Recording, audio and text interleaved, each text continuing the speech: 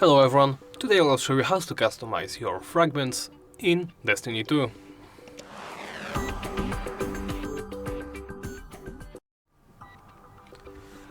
First, open View Journey and navigate to the Character section.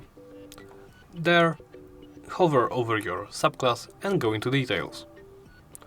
As you can see, here are fragments.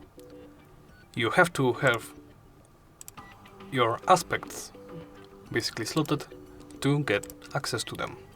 They give unique buffs. Small buffs, but buffs nonetheless. You can hover over the ones you like and then simply apply them.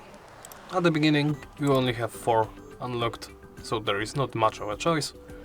But hey, as you can see, in the future you will unlock much more of them. And well, that's about it. Thank you for watching, and please remember to like, comment and subscribe.